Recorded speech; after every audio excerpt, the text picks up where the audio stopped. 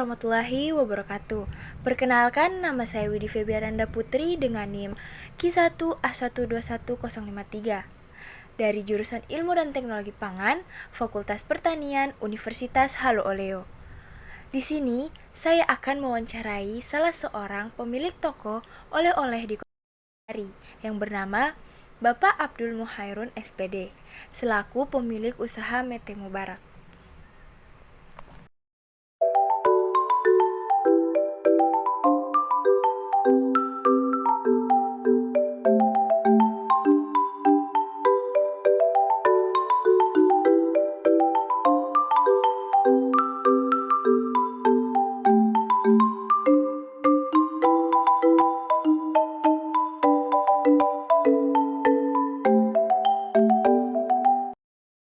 Baik, sebelum saya melakukan wawancara, ada baiknya kakak memperkenalkan diri terlebih dahulu.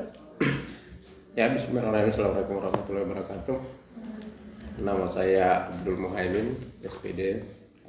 Saya sebagai pengelola di perusahaan UDMNT Mubarak Lome. Baik, Bapak ini berasal dari mana? Saya dari Buton Tengah. Sejak kapan menekuni usaha ini? Semenjak perusahaan ini dibangun sih. Jadi secara administrasi kami tahun 2007 ya. Berarti sudah kurang lebih 15 tahunan ya. Tapi sebenarnya sebelumnya sih sudah sekitar dari tahun 2000-an sih, 2000-an. Tapi secara administrasi nanti tahun 2007. Apa latar belakangnya kakak bisa membangun usaha ini? Jadi yang latar belakangnya itu awalnya memang berangkat dari Buton Tengah itu sendiri ya. Ya. Jadi Buton Tengah kan hampir di sana banyak tanaman mente ya. Jadi dari situlah terpanggil kemudian untuk mengembangkan usaha di Kota Kendari. Ya. Jadi kami berpikir kan dulu biasanya diekspor ya, mentenya itu biasanya lewat bau-bau, kemudian dibawa ke Surabaya, dari Surabaya biasanya dikirim ke India dalam bentuk gelondongan. Dari sana kami terpikir kenapa tidak dijadikan saja ikon Sulawesi Tenggara begitu, karena kan dia kita terkenalnya kacang mente ya. Nah, kebetulan dari Buton Tengah, kemudian tempat yang paling potensial itu untuk mengembangkan karena memang Kota Kendari adalah tempat lalu lalang banyak orang. Akhirnya kami berpikir untuk membuka usahanya di Kota Kendari. Apakah selama dibangunnya ini usaha Bapak ada kendala yang terjadi? Tentu ya. Jadi di dalam bisnis, dalam usaha pasti ada kendala. Tidak semua semulus yang ini ya. Jadi kendala yang paling berat itu adalah ketika bahan baku itu tidak ada. Biasanya karena kan kita tergantung sama alam ya. Jadi mente itu kan dia tumbuh ya, dan dia hanya musimnya 1 kali 1 tahun. Jadi dia akan kendala paling besar kalau pada saat musimnya itu tidak jadi. Misalnya mungkin kebanyakan hujan dan atau tidak terlalu banyak terik matahari juga nggak bagus. Dia harus seimbang. Jadi ketika itu tidak seimbang, biasanya gagal panen. Nah, ketika gagal panen, kami pemenuhan kebutuhan bahan baku biasanya tidak terpenuhi, karena kan mengingat bahwa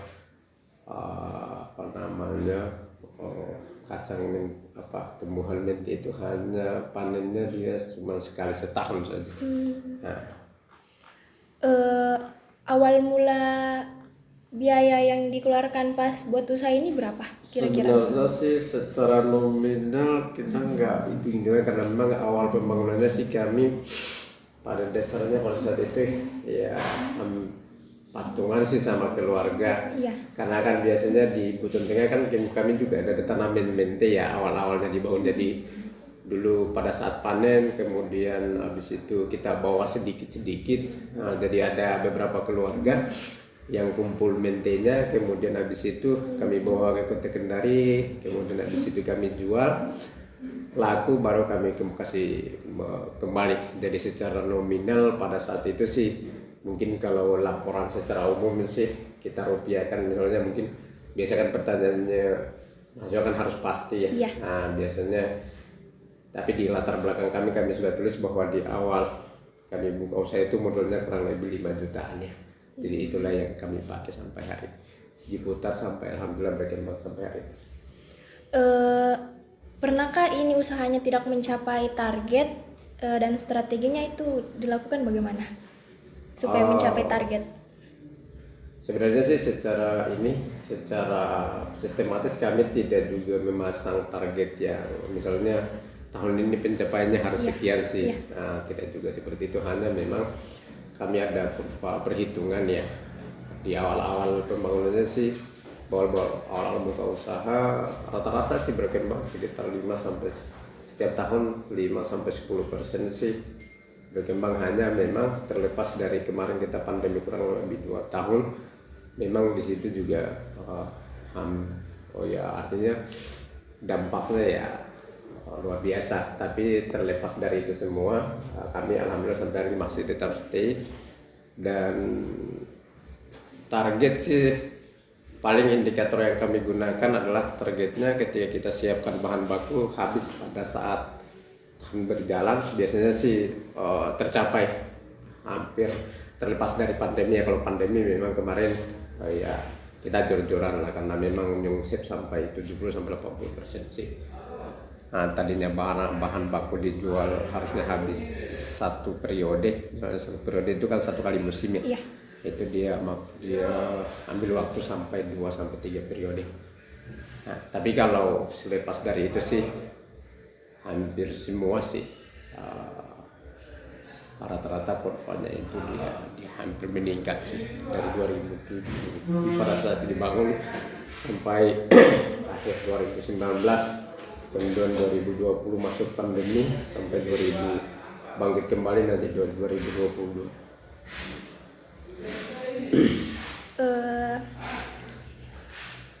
Yang Bapak produksi itu kacang mentenya ada berapa macam?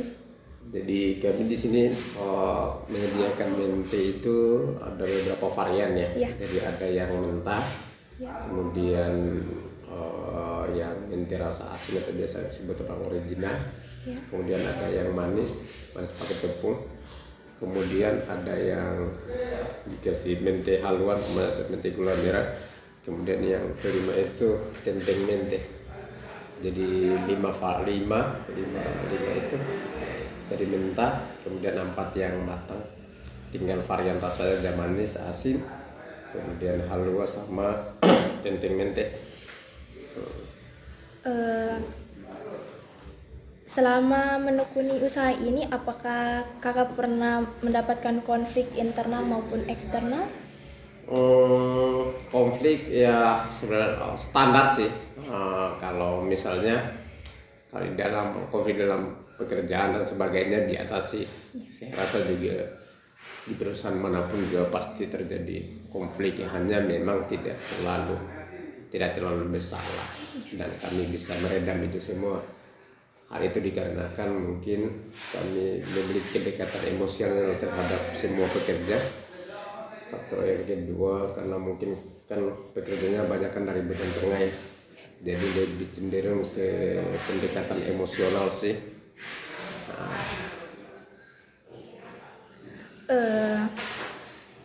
Jika dibandingkan lebih efektif mana, tenaga manual atau tenaga mesin? Sampai hari ini sih kami gunakan masih manual ya. Hampir semua yang mesin itu dari produksi kita hampir nggak ada ya, paling kalau untuk produksi itu hanya spinner aja sih yang teknologinya. Itu pun juga yang tepat guna juga nggak ada, yang maksudnya yang tidak terlalu sulit untuk dioperasikannya. Sampai hari ini kami masih nyaman di metode manual ya, karena kami juga beberapa kali mencoba ya untuk misalnya mau menggunakan teknologi ya. Kemarin tahun 2004 2005 saya pernah gunakan vacuum frying untuk produksi. tapi tidak efektif ternyata. Dia kecuali pengolahan untuk buah, misalnya kalau misalnya kayak bikin keripik buah ya, dia lebih efektif. Tapi kalau kayak kacang mente kita kurang efektif dia. Usaha kakak ini terikat dengan marketing online atau tidak? Oh, untuk saat ini kami sebab ada promo di beberapa platform digital ya. Nah, jadi kami juga kalau ini di Shopee juga ada teman-teman, kemudian di belanja juga kami sudah sempat itu apa segala macam. Sampai hari ini juga ada beberapa teman-teman yang yang adik-adik sudah biasanya mereka sudah pasarkan melalui Shopee. Dan dari kalau presentasi dari 100% penjualan mungkin sekitar dia menimbang kalau untuk platform digitalnya sekitar ya 2-5% lah. Belum misalnya mungkin 50-50 belum lah. Dia masih hanya sebatas sampai range 2-5% kalau di dalam pelaporan. Apakah kakak akan membuka usaha cabang dari usaha ini? Sebenarnya kami sudah punya planning itu ya. Sebenarnya kemarin sebelum pandemi kami sudah survei beberapa tempat, karena kalau berdasarkan analisis 2 tempat yang kami sudah tuju, Kalimantan sama Jakarta tadinya kami sudah survei tempat juga, hanya karena kemarin bermasalah karena pandemi akhirnya kami menimbang lagi. Jadi saat ini kami tetap stay dulu di Kendari. Kemudian kalau untuk kepikiran untuk mau buka cabang ya sudah pasti ya, namanya usaha, semua orang pasti mau berkembang ya, tidak mungkin mau stay di situ terus. Iya betul. Apakah kemasan itu mempengaruhi pemasarannya? Sudah pasti sih sebenarnya, karena produk yang bagus juga kalau tidak dikemas dengan baik juga biasanya tidak nilainya biasanya tidak ini.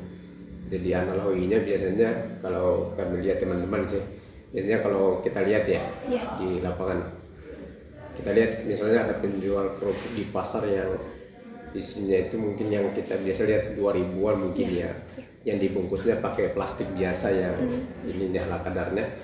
Kemudian dibanding dengan ketika dibungkus dengan kemasan yang bagus, yang 2000 tadi dijual di pasar yang dibungkus dengan plastik biasa itu hanya bernilai Rp2.000.